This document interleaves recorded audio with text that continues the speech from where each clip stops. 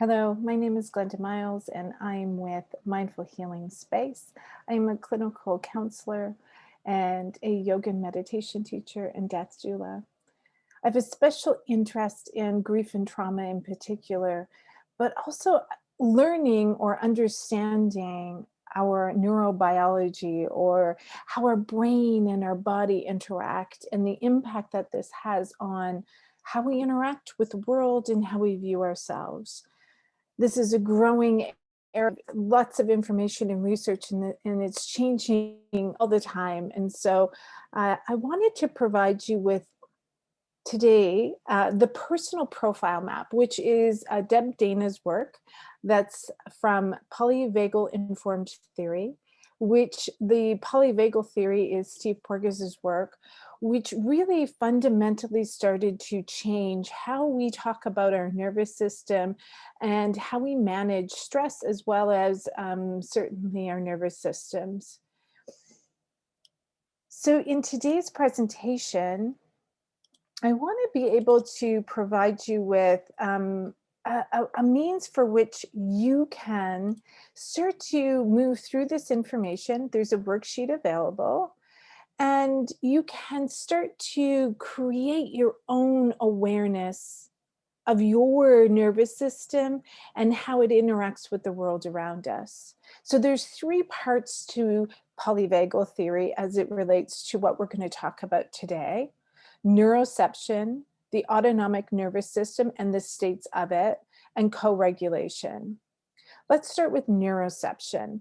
Neuroception is, we have all of these ceptions, right? The perception, proprioception, introspectception. And so neuroception is the brain constantly searching out for cues of safety, danger, and life threats all around us below the level of our thinking or conscious mind. So like our heart just beats automatically, this part of our awareness happens without us really thinking about it.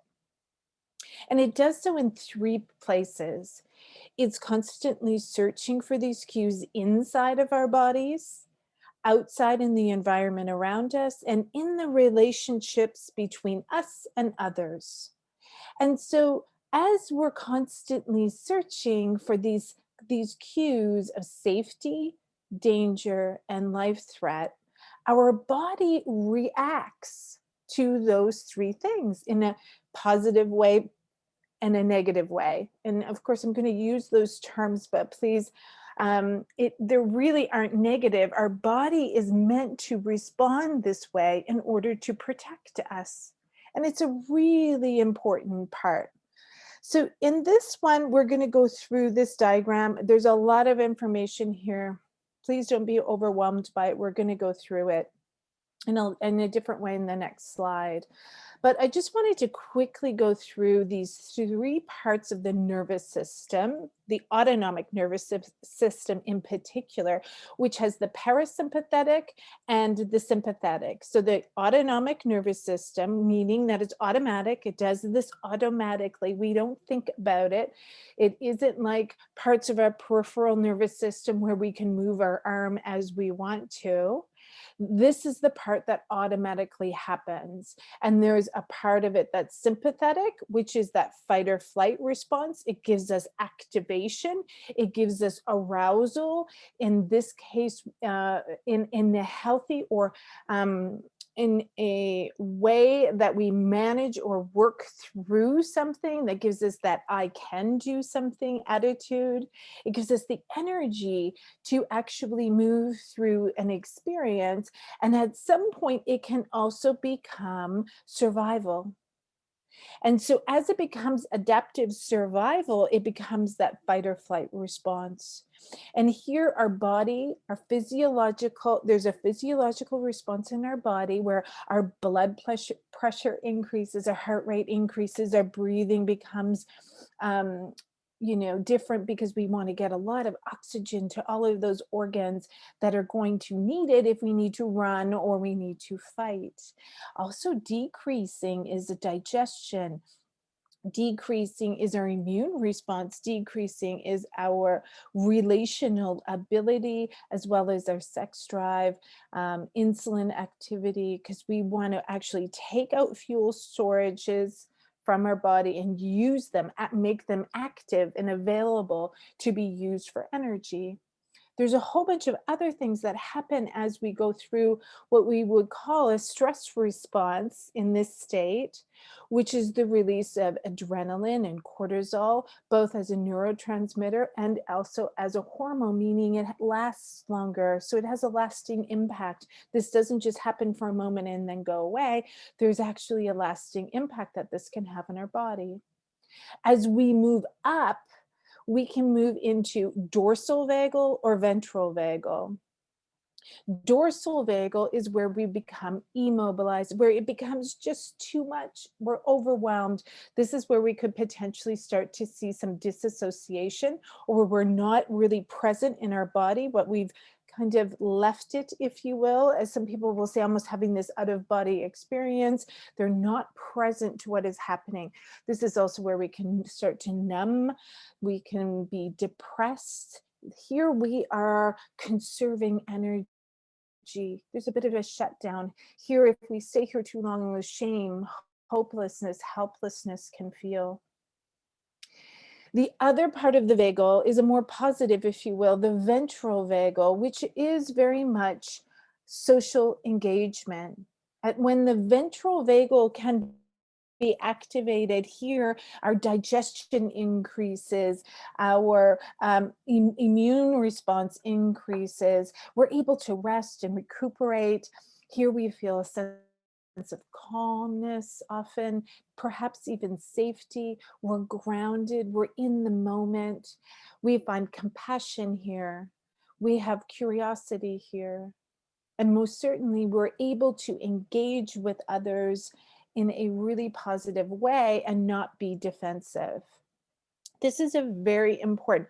All three of these states are important to our own survival, but what often happens from a stress response, ongoing stress, chronic stress, or a trauma response is these systems or states, pardon me, do not move in a regulated way, but become dysregulated. We almost become stuck often in one or the other of these states of the nervous system.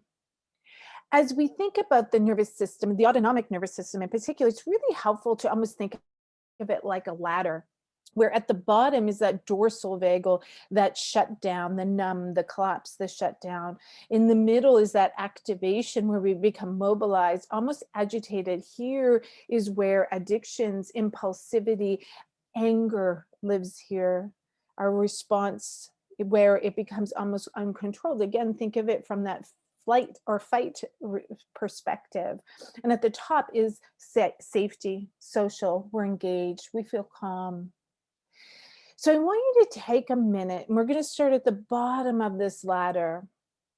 And as we think about a time maybe in your life where you felt that numb, the collapse, the shutdown, often people describe it to me like they just want to curl up in bed, put the covers over their head and make the world go away. They are disconnected from the world around them. They feel alone. And I want you to consider how you would fill in this statement. The world is.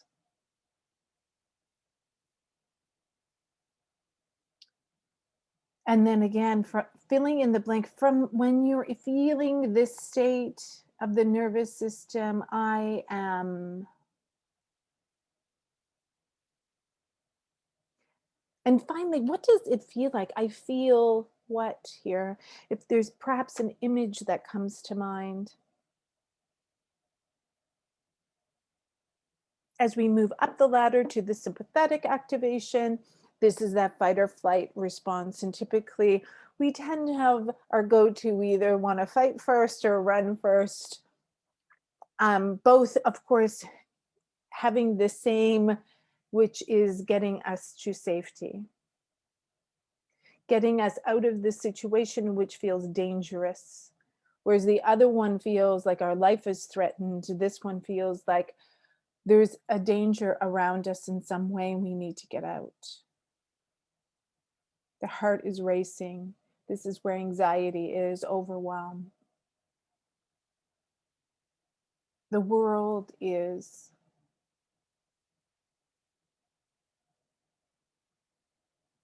I am. I feel. And moving up to the top of the ladder, thinking about I'm feeling at ease and can manage whatever comes my way. Here we feel empowered and connected. We feel engaged, perhaps safe, or at least calm and connected. Can you imagine a time, even if it was for a moment, where you felt that? And how would you, from that perspective, complete the sentence, the world is, I am, I feel. If you didn't have enough time, please feel free to obviously pause and give yourself a moment to contemplate the answers to those questions and write them down. As you can probably see from looking at your responses, the stories of the world and who you are is very different depending on what state your nervous system is, where you are on the ladder. And this is to make it okay, first of all, that it isn't about you, that you are the same regardless of where you are on the ladder, but the state of your nervous system will shift depending on the cues that it receives of its own safety or danger. And from that place, the state of the nervous system are stories about who we are, what we're capable of, and what the world is like. And so as we start to look at this, it gives us a map of understanding as we hear and feel our stories of noting where we are on the ladder, what state our nervous system is in. And from here, perhaps we can create an anchor to that safety and social and engaged feeling, the social engagement at the top of the ladder, the ventral vagal. And so can you consider how you could start to change your story? And as we think of the ventral vagal anchors, we want to be able to identify the predictable who, what, where, and when of your ventral vagal. So who makes you feel that way? What are you doing? Where are you? When does it seem to happen? And as you practice then turning to these things, these memories, even as an anchor to allow you to move up the ladder, even if you don't move up the ladder fully, you're starting to engage rung by rung up, feeling the potential for that social engagement and activation to occur.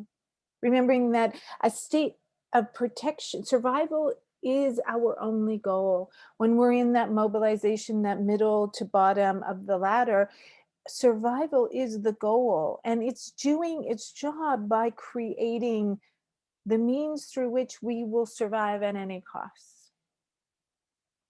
Adaptive survival responses close the system to connection and to change. And from a state of connection, social engagement, health, growth, and restoration are possible.